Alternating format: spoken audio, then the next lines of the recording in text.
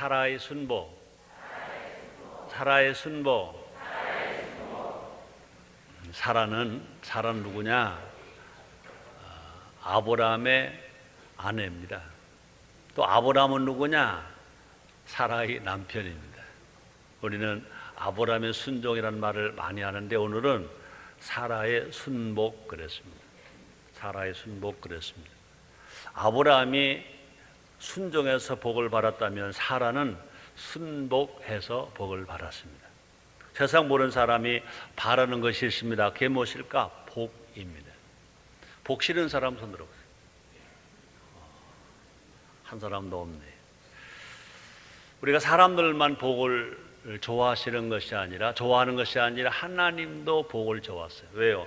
하나님은 곧 복이시니까. 그럼 하나님 아버지께서 바라시는 것이 무엇이냐? 복인 것입니다.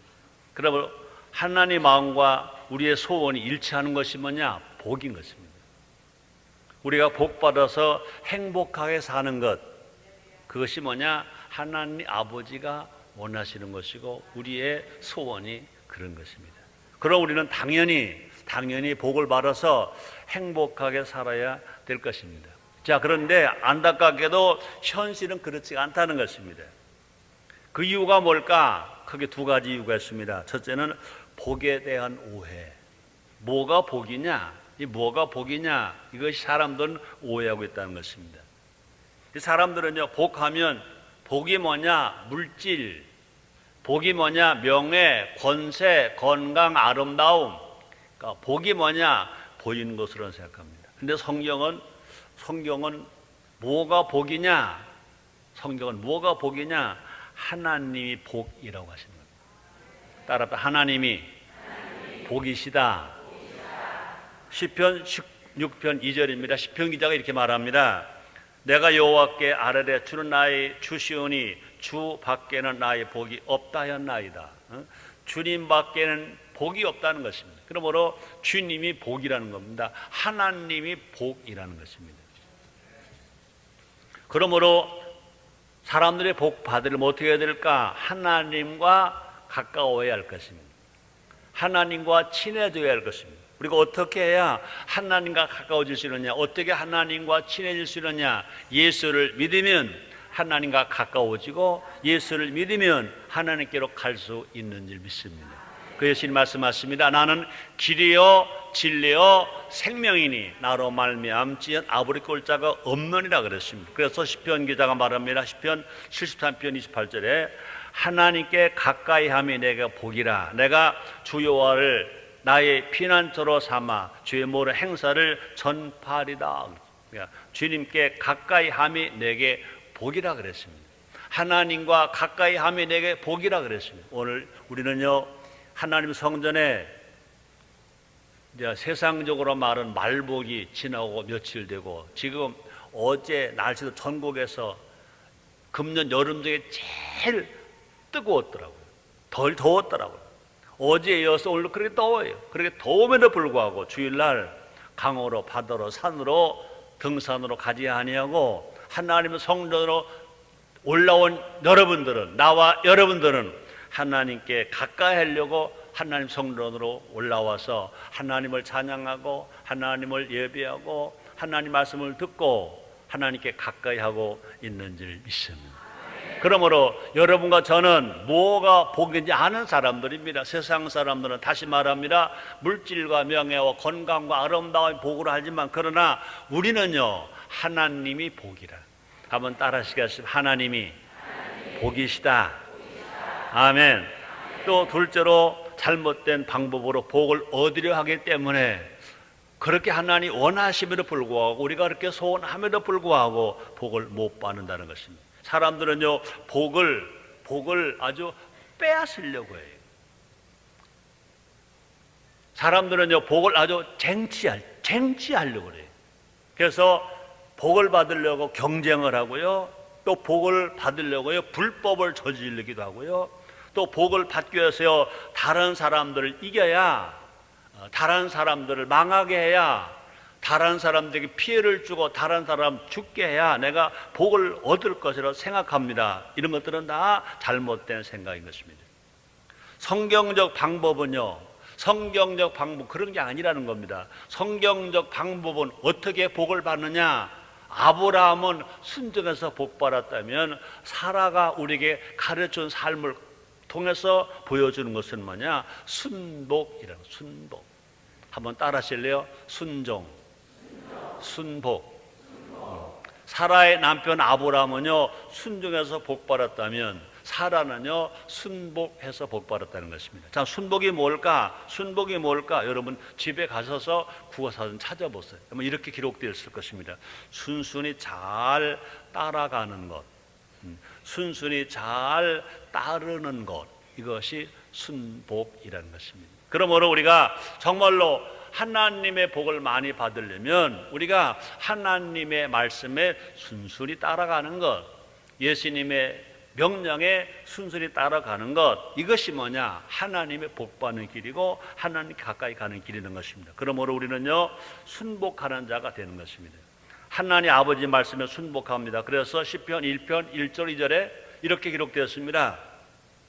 복 있는 사람은 악인의 길을 쫓지 아니하며 죄인의 길에 서지 아니하며 오만한 자리에 앉지 아니하고 오직 여호와의 율법을 하나님 아버지의 말씀을 성경 66권의 말씀을 즐거워하여 그 율법을 그 말씀을 주야로 묵상하는 자로다 그랬습니다.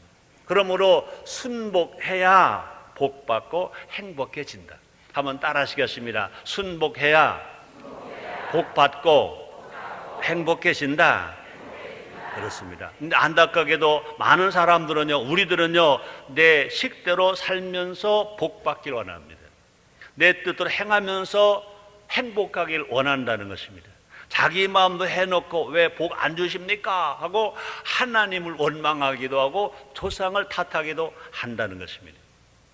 우리는 각자 자기의 삶을 되돌아봐야 될 것인 것입니다. 우리가 기독교인임에도 불구하고 성도임에도 불구하고 기도 따로 행동 따로 하진 않았는지, 말씀 따로 내 삶을 따로 살지는 않았는지, 예배 따로 생활 따로는 살지 않았는지, 강단에서 애치면 들어야 되고 들었으면 그대로 살아야 하는데 강단에서 애치는 하나님의 말씀을 들으려고 하지 않았는지, 정말 듣고 내가 순종했는지, 내가 들었다면 깨닫고 순종했는지 우리가 생각해 봐야 할 것입니다. 우리는 말씀을 들어야 돼. 근데 많이 듣는 것만 중요한 것이 아니라, 많이 들었다고 막 큰 믿음 생기는 것이 아니라, 말씀을 들었다면 어떻게 해야 돼요? 행해야 산 믿음이 되고 말씀을 행해야 복을 받게 되는 줄 믿습니다. 구약 성경에 기생 라합이 있습니다. 여리고성이 무너지게 됐었어요. 근데 기생 라합은 직업이 기생이에요. 하나님 말씀을 별로 잘 듣지 못했어요. 근데 들려서 온 소리 몇 마디를 잘 들었습니다. 하나님은 여호와시다. 하나님 말씀에 따라 순종하면 복 받는다. 이걸 알게 되었습니다. 그래서 기생 라합은요, 하나님께 대해 조금밖에 알지 못했지만, 많이 듣지는 못했지만 들은 말씀을 기억하고 순종했습니다. 믿었습니다. 그렇기 때문에 여리고성이 무너질 때 기생 라합은 죽지 않았습니다. 그 가족도 죽지 않았습니다. 멸망받지 않았습니다. 그래서 결국은 예수님의 족보에 올라가는 여인의 이름이 될 만큼 복을 받았다는 것입니다. 그럼 우리는요, 하나님 말씀을 읽을 때, 하나님 말씀을 들을 때 하나님의 말씀 하나 꽉 잡고 그 한 구절만이라도 꼭 잡고 확실히 믿어서 자기의 생명 전부 다 하고 살아가면 기적이 일어나고 문제가 해결되고 복받는 우리 모두가 될 줄 믿습니다. 저는 최성교 목사는요, 구원 늦둥이인 건 여러분 잘 아시잖아요. 목회도 늦둥이에요. 저는 33살에 예수를 믿었어요. 39살에 목회자가 되었어요. 그러므로 많은 목회자들 선배님들이나 우리 동역자들에게 비교하면요, 나는 신앙이 온 적 얼마 안 돼. 구원도 늦둥이, 목회도 늦둥이인데 하나님 은혜로 복을 많이 받았다고 사람들이 그래요. 또 사람들이 가르쳐 말하기를 최성교 목사는 자녀도 복 받았다 그런 말들 해요. 저는 한 말씀 시편 37편 26절입니다. 종일토록 은혜를 베풀고 꾸어주니 그 자손이 복을 받는도다. 이 말씀 성경 시편 37편 26절을 꽉 잡았어요. 제가 예수 늦게 믿었죠. 구원 늦둥이입니다. 여러 환경이 어려웠죠. 목회 늦게 시작했죠. 힘들었죠. 근데 제가 기억된 말씀, 내가 성경 말씀을 읽다가 성경 말씀을 듣다가 내 마음에 딱 부딪힌 말씀이었었어요. 시편 37편 26절 다시 알려드립니다. 종일토록 은혜를 베풀고 꾸어주니 그 자손이 복을 받는도다. 이 말씀을 딱 붙들고 저는 구역장 할 때도요, 그렇다. 내가 말씀대로 살고 내가 나눠주고 꾸어주고 내가 말씀을 전하고 말씀을 읽어주고 말씀을 전도했을 때 이 말씀에 생명을 걸자. 한번 해보자. 나도 한번 해보자. 종일토록 은혜를 베풀고 꾸어주니 그 자손이 복을 받는다고 했기 때문에 한번 해보자. 저는 집사일 때도 교역장일 때도 수련 전도사일 때도 인천에 와서 지하실에서도 이 말씀 꼭 붙들었습니다. 내가 할 일은 이것밖에 없다. 종일토록 복음을 전하자. 종일토록 하나님 일을 하자. 종일토록 하나님을 기쁘시게 해드리자. 그러고 살아왔던 것입니다. 저는 삼남매, 여러분 알잖아요. 두 아들이 목사고 또 딸 하나는 교수고, 그동안 성산여대학원대학교 교수하다가 잘 그러더라고요. 아빠, 저 다른 데 좀 가게 해줘 그러더라고요. 내가 교수가 부족하니까 부끄러움만 놨다가 알았다고 그랬더니 지금 혼자 몇 군데 전화 걸고 1억서 딱 넣었더니 당당하게 숙명 여자대학교에 전임 교수가 딱 되어서 이제 9월 1일부터 교수로 나가게 되었다고요. 하나님 은혜인지를 믿습니다. 자, 그런데 여러분, 제가 한 일이 뭐냐? 열심히 구역장 일 한 것밖에 없어요. 열심히 전도사 일 한 것밖에 없어요. 열심히 목회자로서 내가 종일토록 은혜를 베풀 꾸어 주었더니 한 약속하신 대로 축복하셨어요. 저는 여러분들에게 부끄럽지만 그러나 떳떳하게 말합니다. 그러나 절대로 자랑하며 말하는 것은 아닌 것입니다. 하나님 말씀 이만큼 절대 흔들리지 않고 그대로 이루어진다는 것을 보여드리기 위해서 이 말씀을 합니다. 저는 아들들 딸 하나 3남매 단 한 시간도 학원 보낸 적이 없습니다. 단 한 시간도 영어든 수학이든 국어든 과외 한 시간이 없습니다. 3남매 모두가 다 한 시간도 과외한 시간이 없고 한 과목도 과외 학원에 간 시간이 없습니다. 그런데도 아빠인 저가 또 온바이 우리 집사람이 시편 37편 26절을 믿었습니다. 그걸 붙들었습니다. 종일토록 은혜를 베풀고 꾸어주니 그 자손이 복을 받는도다. 내 자녀가 복을 받는다. 열심히 나눠주자, 꾸어주자, 복음을 전하자, 기도해주자. 열심히 그것밖에 한 게 없습니다. 근데 하나 축복하셔서 두 아들 목사가 되고 두 아들 박사가 되고 딸 하나 박사가 되고 딸 하나 교수가 되고 하나님이 하신 약속은 하늘이 무너지고 땅이 꺼져도 일저 미력도 변치 않도록 이루어지는 줄 믿습니다. 이 시간 사라의 순복을 배움으로 말미암아 우리 모두 복 있는 사람이 되어서 복 받고 복을 나눠주는 여러분 다 되시기를 주의 이름으로 축원합니다. 첫째로 사라의 순복입니다. 한번 따라하시겠습니다. 사라의 순복. 네, 아브라함이 순종이라면 사라는 순복했다 그랬습니다. 성경은 순복의 표상으로 사라를 내세우고 있습니다. 사라의 삶을 여러분 잘 아실 것입니다. 결코 순복할 만한 상황은 아니었던 것입니다. 아마 요즘으로 보면 그 남편 아브라함이 행한 것들을 다 따져보면 뭐 이런 남편이 다 있어 하고 아마 뒷발질해서 차 버릴 수 있을지 모릅니다. 아마 여러분 잘 아시죠? 오늘 갑자기 남편이 고향을 떠나자는 것입니다. 그때 남편 나이 아브라함은 75세, 그때 나이 아내 사라가 65세. 75세가 되고 65세가 되면요 세상 타향살이 하다가도요 자 고향으로 가자, 고향에 가서 뼈라도 묻혀야 될 것이 아니라 고향으로 가자 그런 나이인 것입니다. 그런 나이에 목적지도 없이 어디로 갈 바를 알지 못하면서도요 남편 아브라함이 하는 말입니다. 가자 그러는 거예요.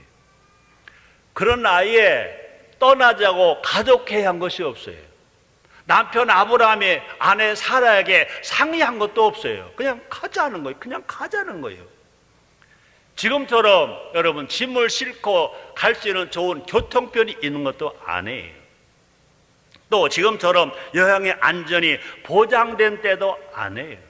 그 사막 땅을 지나서 이 광야를 지나서 가야 할 것입니다. 더군다나 그동안 섬기던 신을 버리고 하나님을 섬긴다는 것입니다. 하나님을 몰랐어요. 하나님이 신인지도 몰랐어요. 그런데 그동안 자기 고향에서 전통적으로 섬기던 신을 버리고 하나님의 신을 섬기기 위해서 이젠 고향 땅을 떠난다는 것입니다. 어디인지 알지도 못하는 가나안 땅으로 간다는 것입니다. 그때 사라는요, 아무 말 없이 남편을 따라 나오는 것입니다. 그때 아브라함 남편을 따라서 아내 사라가 순복하는 것입니다. 남편을 따라가 보니까 도착된 땅이 가나안 땅이었습니다. 좋은 일만 가득한 줄 알았는데 가서 보니까 가뭄이 들었습니다. 기근이 들었습니다. 살 수가 없습니다. 이제 다시 피난을 가야 합니다. 남편 따라왔더니 좋은 땅, 행복한 땅인 줄 알았더니 흉년이 들고 기근이 들어서 살 수가 없어서 다시 피난 갑니다. 이제 애굽이라는 나라로 피난을 갑니다. 피난을 가고 보니까 이제 바로 왕에게 잡힌 것입니다. 이제 아브라함이 자기가 살기 위해서 거짓말하는 겁니다. 아브라함의 사라가 아마 예뻤는가 봐요. 바로가 이제 찾아서 후궁을 드리려고 합니다. 아마 보통 남자 같으면요, 아닙니다. 내 아내입니다. 내 마누라입니다. 내 여편입니다. 그 말이지만 그런데 속이는 겁니다. 누구냐? 내 아내입니다. 말하지 않습니다. 내 누이입니다. 원래 누이는 누이였어요. 결혼했으니까 아내잖아요. 내 누이입니다. 그러니까 좋다. 그러면 내 누이를 내 아내로 삼겠다. 그렇습니다. 결국은 아내로 가는 게 아니죠. 첩이되는 겁니다. 그럴 때 속으로 사라가 얼마나 남편을 바보처럼 여겼겠습니까? 저 바보 같은 남자. 내가 자기 아내인데 아내를 포기하고 바로의 후궁으로 주려고 하는 이런 남자가 어디 있어?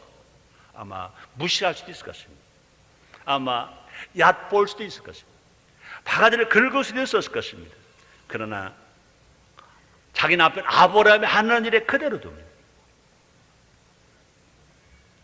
그때 바로가 잠을 자려고 합니다. 하나님 그대로 둘 수가 없습니다. 꿈자리가 뒤숭숭한 겁니다. 잠이 안 오는 겁니다. 불안한 겁니다. 그때 아브라함을 부르는 겁니다. 정말로 내 누이가 맞냐? 사실은 내 아내입니다. 그러면 그렇지. 내가 내 아내 사라와 잠자리 하려고 하니까 불안하다. 도저히 살 수가 없다. 그러니까 빨리 데리고 나가라. 오히려 아브라함에게 돈을 많이 주어서 나가게 주는 것입니다. 그런 남편입니다. 근데 그것만이 아닙니다. 그 외에 그날 왕 아비멜렉이 가서도 똑같은 일을 당하게 합니다. 사라는 그런 남편에게도 절대로 순복했다는 것입니다. 어떻게 보면요, 아주 시시한 남자 아브라함인 것입니다. 사라의 순복은 여기서 그치지 않았습니다. 아브라함이 100세가 되었을 때, 사라 90세가 됐을 때 아들을 낳게 되었습니다. 그 이름이 누굽니까? 이삭입니다. 근데 갑자기 또 하나님께서 아브라함에 말씀하십니다. 아브라함아 대답하라. 내가 여기 있나이다. 내 사랑한 아들 독대 이삭을 내가 지시할 동안 와서 본대로 들으라 그랬습니다. 하나님은요, 사라에게 말씀하지 아니하시고 아브라함에게 말씀했습니다. 아브라함은 그때 또 사라에게 상의도 하지 아니하고 내 아들 이삭을 내가 제물로 드리러 떠날 것이다. 짐을 싸라 그럽니다. 세상이 청천벽력하던 것입니다. 사라가 볼 때는요, 여보, 당신의 아들만이 아니야. 나의 아들도 돼. 근데 내 아들 이삭을 번제로 바치러 가면서 제물로 주기로 가면서 어때 나에게 상의도 하지 않는 거야. 안 돼, 못 가 할 수 있지만 그러나 남편 아브라함이 한다니까 또 순복합니다. 사실은 앞에서는 그것보다 더 정말로 이해하지 못할 일이 있습니다. 하나님께서 아브라함이 아들 준다고 했었습니다. 나이 85세가 되어도 아들이 없습니다. 그러니까 사라가 이제는 몸이 다는 겁니다. 미안한 겁니다. 걱정이 됩니다. 그랬을 때 사라가 인사처럼 말합니다. 지금 나는 나이 늙어 안 되는가 보여. 당신은 아들 낳을 수가 있는데 그러지 말고 나를 통해 기다리지 말고 내 몸종이 있지 않소. 내 몸종 하갈이 있으니까 하갈로 하룻밤을 잠을 자요. 그래서 당신의 씨를 얻어야 되지 않겠습니까? 아마 사라가 사실 마음 중심은 그런 마음이 아니었을 것입니다. 미안하니까 걱정이 되니까 말 인사로라도 그렇게 했을 것입니다. 그럴 때 아마 보통 못 있는 남자 같으면요, 여보 걱정하지 말아요.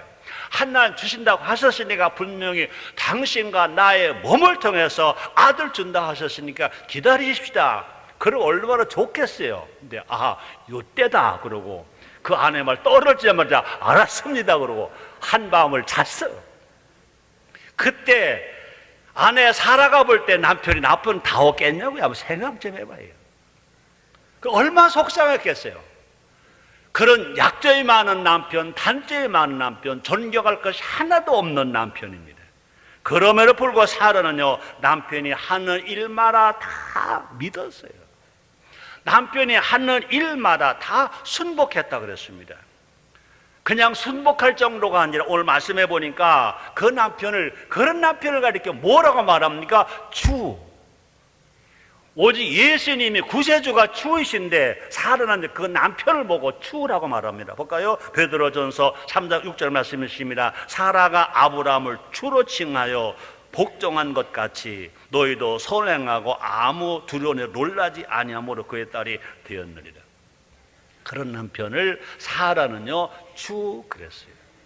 여러분, 아브라함이 하나님 말씀에 순종한 것보다 그런 남편 아브라함을 주라고 고백하고 따라간 순복한 사라가 더 멋진 여자 아니에요? 더 좋은 신앙 가진 거 아니에요? 그렇습니다. 하나님은요 사라의 순복을 귀하게 보셨어요. 성경에 기록할 만큼 귀하게 여기셨어요. 우리도 귀하게 여겨서 사라가 남편 아브라함에게 순복해서 복을 받은 것처럼 우리도 사라처럼 순복해서 복받는 우리 모두가 됩시다. 그렇습니다. 사라의 순복이 있었기 때문에 남편 아브라함이 믿음의 조상이 된 것인 것입니다. 아내 사라의 순복이 있었기 때문에 남편 아브라함이 복의 근원이 될 수가 있었다는 것입니다. 물론 모든 것은요 하나님 은혜인 것입니다.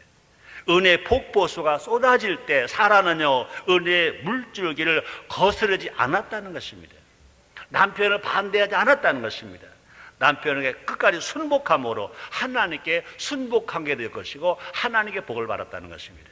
우리 하나님은요 아브라함의 하나님만이 아니라 사라의 하나님인 것입니다. 사라의 하나님, 우리 하나님이 되신 것입니다. 그러므로 사라가 아브라함을 집에서 높여주자 아브라함은 온 나라와 민족 가운데 높아졌습니다. 그렇습니다. 우리 모든 아내들이 남편을 높여주면 그 남편은 이 직장에 나가서 사회에 나가서 높여지는 일들이 일어나게 되는 줄 믿습니다. 두 번째입니다. 한번 따라하시겠습니다. 성도는 아내다. 그렇습니다. 여러분, 사라는 아브라함의 아내입니다. 자, 그런데요 성도는 모두가 다 아내인 것입니다. 우리는요 하나님과 관계를 보면요 남자나 여자나 모두가 아들들인 것입니다. 우리 여성들 마음만 따라서요. 나도 하나님의 아들입니다. 그렇습니다. 여러분요 하나님의 딸 그러지 마세요. 하나님의 아들인 것입니다. 남성들 다 따라서요. 나도 예수님의 신부입니다. 아멘. 우리는요 하나님과 관계로 볼 때는요 남자 여자 모두가 하나님 아들이고요 예수님과 관계를 볼 때는요 남자 여자 모두가 다 신부요 아내인 것입니다. 그럼 우리는요 예수를 믿었기 때문에 하나님의 아들이고 예수를 믿었기 때문에 예수님의 신부요 또 예수님의 아내인 것입니다. 그렇습니다. 그러므로 사람만 아내가 아닌 것입니다. 우리도 아내인 것입니다. 예수님은 우리의 신랑이시고요 우리는요 그 예수님의 신부요 그 예수님 아내인 것입니다. 그러므로 우리의 인생은 우리의 신랑 되신 예수님이 다 책임져 주시는 것 믿으시길 제모로 축원합니다. 우리의 앞길, 우리의 신랑 되신 예수님이 열어주시고요 우리의 문제, 우리의 신랑 되시고 남편 되신 예수님이 해결해 주시고요 그리고 우리는요 고민할 필요가 없어요. 예수님의 신부가 되고 하나님 아들이 되고 예수님의 아내가 된 우리는요 고민할 필요가 없어요. 수고하고 무거운 짐 있다면 다 신랑께 맡기면 돼요. 우리 예수님 친히 말씀하셨습니다. 마태복음 11, 28절입니다. 수고하고 무거운 짐진 자들아, 수고하고 무거운 신부들아, 수고하고 무거운 아내들아, 다 내게로 오라. 내가 쉬게 하리라고 말씀하셨습니다. 우리가 필요한 것이 있다면요 우리가 신랑께 말하면 돼요. 아멘입니까? 신랑 대신 예수님은요 최고의 신랑감이 있어요. 최고의 신랑감, 하나님 아들이시고 구세주이신 것입니다. 그 신랑 예수님께서 우리에게 천국 열쇠로 주시고 천국 카드도 주셨어요. 과거에는요 열쇠만 있으면 열렸는데 요새는요 카드만 가지고도 열려요. 제가 오늘 9시에 그런 설교를 했어요. 그런 이야기를 했더니 막 성들이 웃더라고요. 얼마 전에 제가 러시아를 갔잖아요. 그동안은요 카드를 가지면 꽂으면 돼요. 옆으로 꽂든지 위로 꽂든지. 근데 카드를 가지고 이제 호텔 방에 집사람 같이 갔는데 꽂는 데가 없어요. 옆으로 꽂는 데도 없고 위로 꽂는 데도 없어. 이거 어떻게 된 거예요? 그랬더니 지나가는 총장님이 아이고 총장님 옆에다 대세요 그러더라고요. 그러니까 꽂는 게 아니야. 대니까 쩔거다 문이 열리더라고요. 카드를 꽂을 것도 없어. 카드를 대면 돼요. 그동안은 이제 문 열려면요 열쇠만 있으면 되는데 요새는 열쇠 필요가 없어요. 카드만 대도 돼요. 카드만 대도 돼요. 그럼 우리 예수님은 우리에게 천국 열쇠만 주신 것이 아니라 우리 현대 언어로 말하면요 천국 카드로 주신 것 믿으시기를 제목으로 축원합니다. 볼까요? 요한복음 16장 24절입니다. 지금까지 너희가 내 이름으로 아무것도 구하지 않았으나 구하라. 그리하면 받으리니 너희 기쁨이 충만하리라 말씀하셨습니다. 예수님은요 우리의 신랑이세요. 그럼 우리는 모두가 예수님의 신부요 예수님의 아내인 것입니다. 그러면 예수님이고 구원받은 모든 사람은 다 하나님의 아들이고 예수님의 신부고 예수님의 아내인 것입니다. 그러므로 사라만 아내가 아니라 사라는요 아브라함의 아내지만 예수님이 구원받은 우리는 모두가 다 예수님의 신부요 예수님의 아내인 것 아시기를 제목으로 축원합니다. 예수님은 우리의 그러므로 기쁨이에요. 예수 나의 기쁨이에요. 예수 우리의 행복을 우리에게 다 주시는 것입니다. 기쁨도 주시고 행복도 주시는 분 누구시냐? 우리의 구세주 예수님, 우리의 신랑 예수님, 우리의 남편 예수님이 허락해 주시는 것 믿으시면 아멘 하겠습니다. 자, 그런데요 우리가 할 것이 있어요. 우리가 신부된 우리가 할 것이 있어요. 예수님의 신부된 우리가 할 것이 있다고. 예수님 아내 된 우리가 할 것이 있었어요. 아브라함의 아내 사라가 할 것이 순복이었던 것처럼 우리도 할 것이 뭔가? 우리도 순복이라는 것입니다. 세상 사람들은요 겉모양만 단장합니다.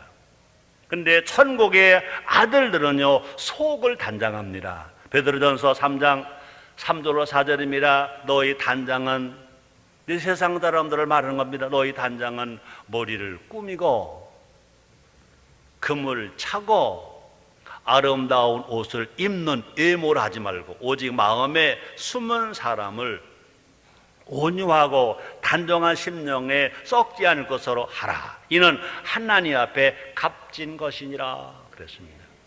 신랑들 예수님이 기뻐하시는 단정은 뭐냐고요? 그것보다 더 주님 기뻐하시는 것은 뭐냐? 순복이라는 겁니다. 그러므로 베드로전서 3장 1절 상반절에 이렇게 말합니다. 아내된 자들아 이와 같이 자기 남편에게 순복하고 그랬어요. 아내된 자들아 이와 같이 자기 남편에게 순복하고 사라가 자기 남편 아브라함에게 순복한 것처럼 아내된 자들아 모든 성도들아 모든 기독교인들아 이와 같이 자기 남편에게 순복하고 그 말이 뭡니까? 예수님에게 순복하고 예수님의 명령에 순복하고 예수님의 말씀에 순복하고 그렇습니다. 아내된 자들은 이와 같이 순복해야 한다는 것입니다. 한번 따라 하시겠습니다. 순복 그렇습니다. 이와 같이는 말이 있습니다. 그 말은 뭐냐? 베드로전서 2장 21절 이하의 내용을 가리키는 말입니다. 베드로전서 2장 21절부터 25절은요 예수님이 하나님 앞에 순복한 말씀이 기록되었습니다. 예수님께서는요 하나님 아버지께 철저히 순복을 하셨습니다. 아무 죄도 없으신 분이 십자가를 치신 순복.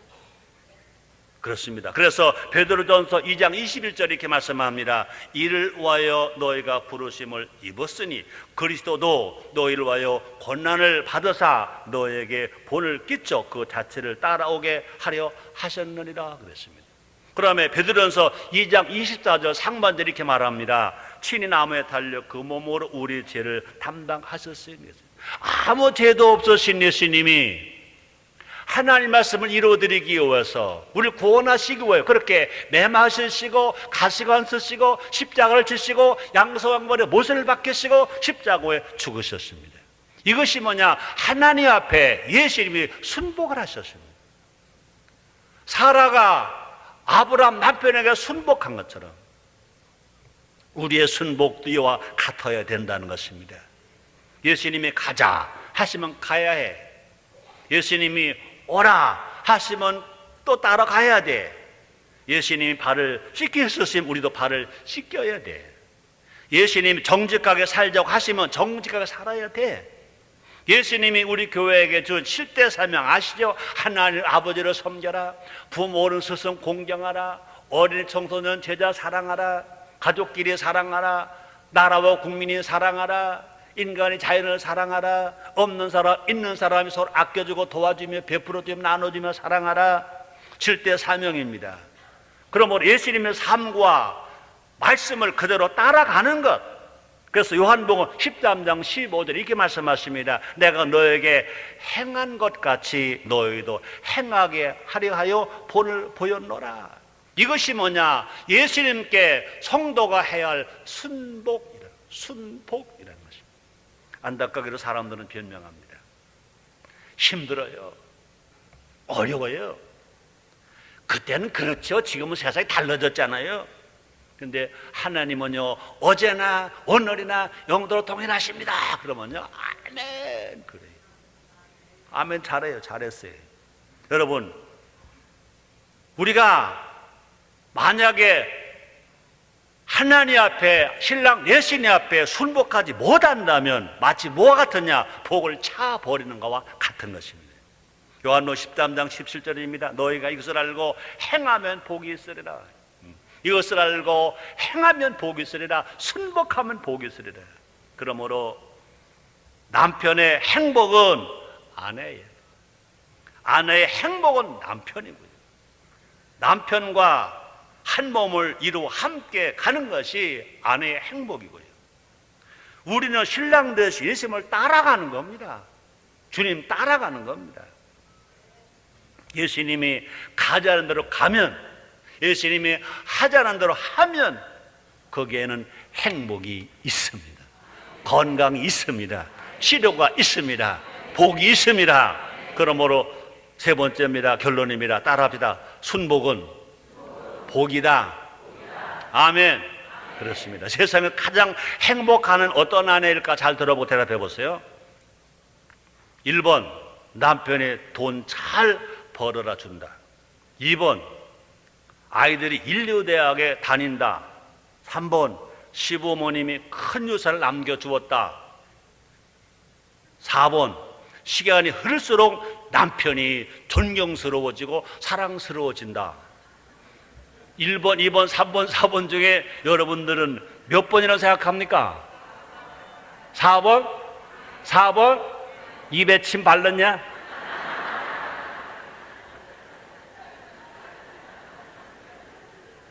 물론 정답은 4번이야. 정답은 4번이라고요. 여러분, 설교 끝나고 집에 가면서 한번 말해봐. 집에 가서 한번 생각해봐. 그렇습니다. 한번 잘 생각해 보세요.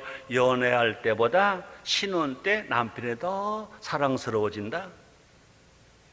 신혼 때보다 중년 때 남편이 더 존경스러워진다. 중년 때보다 노년 때 남편이 더 멋져 보인다. 시간이 흐를수록 남편이 사랑스러워 보이는 것이 행복인 줄 믿습니다. 남편의 단점까지도 멋져 보이는 것이 행복인 줄 믿습니다. 살면 살수록 남편이 꼴 보기 싫으면 그건 불행한 거야. 아무리 뭐 물질이 있고 뭐 시부모 자산이 많고 뭐 그 남편이 뭐 어떤 권세를 다 가졌다 하더라도 그건 불행한 거예요. 남편이 돈을 많이 벌어와도 남편이 미워 보이면 아무 소용이 없어요. 많은 돈 가지고 산다 하더라도 남편과 아내가 엉뚱한 짓 하면요 절대 행복할 수가 없어요. 그렇습니다.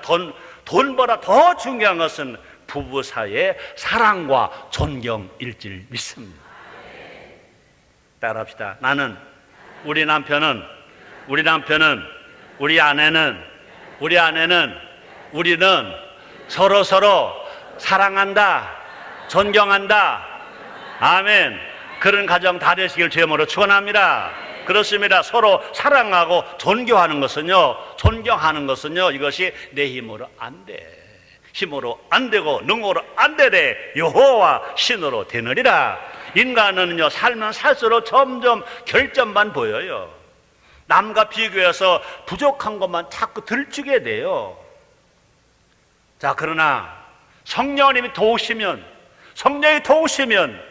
단점이 장점이 되고 약점이 내가 보충해 줄 이 도와줄 거리가 되어서 더 좋아지는 일들이 일어나게 될 줄 믿습니다. 그러므로 서가려서 4장 6절에 말씀하십니다. 힘으로 안 되고 능으로 안 되되 여호와 신으로 되느니라. 어떻게 해서 우리가 성령의 힘으로 살아갈 수 있냐? 예수 믿고 구원받고 성령 받고 성령을 받으면 능력을 받아서 우리가 할 수 없는 것들도 우리는 하면서 살아가게 될 줄 믿습니다. 성령이 임하면요 하나님께서 우리 마음에 은혜를 부어주셔서요, 그죠? 콩깍지가 딱 끼어서요 늙은 남편도 존경스러워지고 돈 못 버는 남편도 사랑스러워지는 역사가 일어나게 될 줄 믿습니다. 그렇습니다. 하나님의 은혜가 임해야 살면 살수록 남편이 사랑스러워지고, 그죠? 살면 살수록 아내가 더 아름다워지고, 살면 살수록 남편의 실패에도 믿음직스러워지고, 이런 아내는 어떤 환경원으로 행복한 아내가 되는 줄 믿습니다. 행복한 남편이 되는 줄 믿습니다. 동일하게 순복도 내 힘으로 되는 것이 아니라 그랬습니다. 예수님 나의 신랑이라는 믿음은 위로부터 임한다고 그랬습니다. 예수님께 철저히 순복하시는 힘도 위로부터 임한다고 그랬습니다. 그래서 마태복음 16장 16절 17절에서 예수님이 이렇게 말씀하십니다. 시몬 베드로가 대답하여 가로되 주는 그릇이요 살아가 하나님 아들이다. 예수께서 대답하여 가라사대 바요나 시몬아 내가 복이 있도다. 이를 내게 알게 한 이는 혈육이 아니요 내 부모나 너희 스승이나 내 가족이 아니라 하늘에 계신 내 아버지시라. 하나님의 영, 예수님의 영, 성령이 임하면 이렇게 고백할 수 있는 줄 믿습니다. 성령 우리 마음 가운데 임하셔야 된다는 것입니다. 성령이 임하셔야 예수님께 자원하여 순복할 수 있고, 성령이 임하셔야 우리가 아내가 남편에게 순복할 수 있고, 남편이 아내를 아끼고 사랑할 수 있다는 것입니다. 교회 오래 다녀도요 예수님께 순복하는 사람들이 있고 불순종하는 사람들이 있다는 것입니다. 머리로는 아는데 몸이 안 따르는 사람들이 있다는 것입니다. 충성은 하는데 몸과 마음이 피곤한 사람들이 있다는 것입니다. 그것은 뭐냐? 은혜 없이 감동 없이 일하기 때문에 그렇다는 것입니다. 그러나 우리가 성령 충만해서 은혜가 임하면, 감동이 임하면 뭐든지 다 좋게 보이고 뭐든지 다 아멘 할 수 있도록 하나님께서 놀랍도록 축복해 주실 줄 믿습니다. 다시 말합니다. 복 중에 복은 뭐냐고요? 순복인 줄 믿으시기 바랍니다. 환경을 초월하여 순복할 수 있음이 복이고요, 기쁨이 넘치는 가운데 봉사할 수 있음이 복이고요, 말씀대로 사는 것이 꿀보다 더 단 복이고요, 위로부터 임하는 은혜가 넘치면 우리 이렇게 살아갈 수 있다는 것입니다. 그러므로 감사하게도요 우리는요 성령 인정하고 환영하고 모셔드리고 성령을 받아라 성령을 받아라 애쓰는 우리 교회잖아요. 얼마나 감사합니까? 진실로 우리가 은혜로 순복하고 은혜로 사명 감당하기 때문에 하나님을 기쁘시게 복받는 우리 모두가 됩시다. 우리가 구할 복은요, 자원하여 순복하는 복이에요. 그죠? 자원하여 뭐든지 하나님 아버지, 사라가 아브라함에게 순복한 것처럼, 예수님이 하나님 아버지께 순복한 것처럼 우리도 순복하기 원합니다. 정말 우리가 받을 복이 뭐냐? 순복의 복만 받으면 영혼이 잘 되고, 범사가 잘 되고, 강건하게 되고, 자녀가 잘 되고, 나라가 사는 역사가 일어나게 될 줄 믿습니다. 순복의 복은요, 하늘과 땅의 복을 불러온다고 그랬습니다. 복과 신명기 5장 33절 이렇게 말씀하십니다. 너희 하나님 여호와께서 너에게 명하신 모든 도를 행하라. 그리하면 너희가 삶을 얻고 복을 얻어서 너희 얻은 땅에서 너희 날이 장구하리라. 기도하겠습니다. 하나님 감사합니다. 날마다 은혜를 베풀어 주시는 주님, 사라의 순복을 또 생각하게 하셔서 감사합니다. 그동안 우리는 아브라함의 순종은 많이 말했지만 사라의 순복은 덜 말했습니다. 우리 모두가 다 진실로 아브라함의 순종도 알지만 아브라함의 아내 사라의 순복도 알아서 정말로 예수님의 신부된 우리들, 예수님 아내된 우리들, 우리도 사라처럼 끝까지 순복하며 복받고 복받는 우리 모두가 되게 하시고, 복주며 사는 우리 모두가 되게 해 주옵소서. 예수님의 이름으로 기도드리옵나이다. 아멘.